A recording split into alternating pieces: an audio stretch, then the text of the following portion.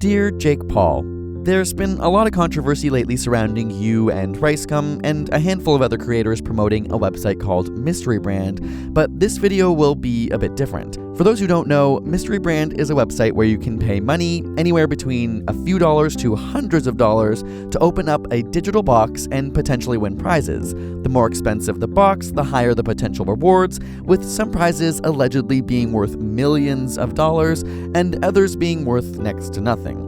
Of course, this is just a version of a gambling website, the controversy being that you, Jake, and other YouTubers promoting this have extremely young audiences. Look, I'll jump right to the point because other videos have already done a good job at calling you out and whistleblowing the fishy aspects of the entire situation with Mystery Brand. So here's the thing. Addiction is awful. In many instances of drug abuse, when you first use them, you get a big dopamine kick out of them, which is why they're so addictive. But with long-term use, your brain and body just get used to it. Often your brain will create more receptors as a response, which means you need to take more to elicit the same feeling. This can lead to a loss of control and compulsive behavior despite any negative consequences.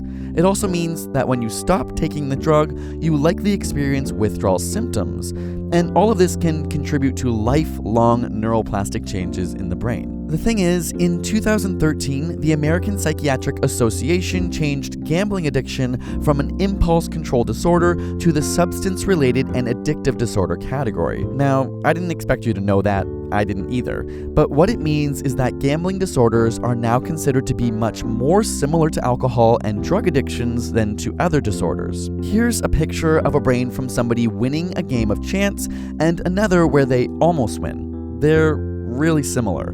In both situations, a dopamine reward is triggered, making the experience enjoyable and ultimately making your body want it again. Sound familiar?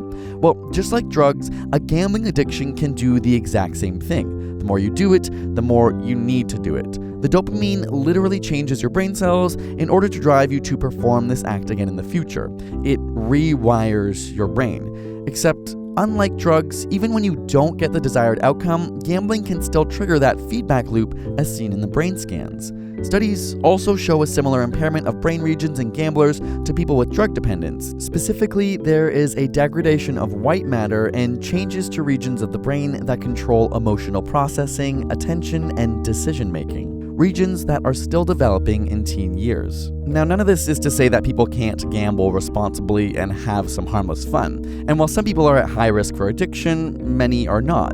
But part of the reason most all governments restrict the age of gambling, much like alcohol and recreational drugs, is because of the severe consequences it can have on young people and their developing minds. It's not just irresponsible because we arbitrarily say it is, it's irresponsible because it can have real, long-term physiological and psychological impacts on young people, especially while their brains are still forming. In fact, teens are the most likely group to become addicted to gambling because there's a much stronger reaction in the habit region of the brain after they receive a reward. Their prefrontal cortex, responsible for planning ahead and assessing risk, is also not fully formed, which is why teens are more likely to partake in high-risk behaviors. Not to mention, gambling addictions usually start at a young age, even though it's typically illegal for them to participate. In fact, Mystery Brand's own website says the use of the services of the website is strictly prohibited for persons under 13 or persons not reached the age of majority.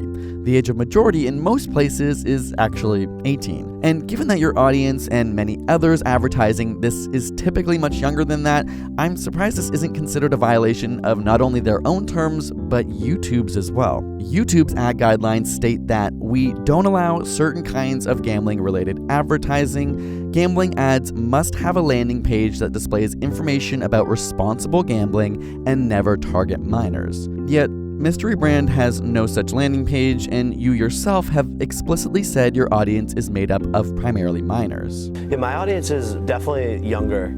I'd say it's like 8 years old to like 16 years old, and so that's where I try to like cater the content towards. YouTube also basically says the same thing for alcohol-related ads. Would you promote alcohol consumption as emphatically to your audience?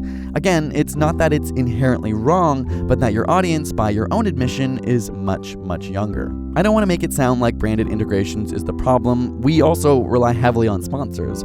But given this type of integration is specifically called out in YouTube's terms and by Mystery Brand's own legal articles, it seems awfully suspect that they would come directly to you and pay you to advertise it. Should you have known all this? No. But now you do, and maybe you'd say that's Mystery Brand's issue, not yours. But just remember that studies have shown the impact of YouTube celebrities like you on young people.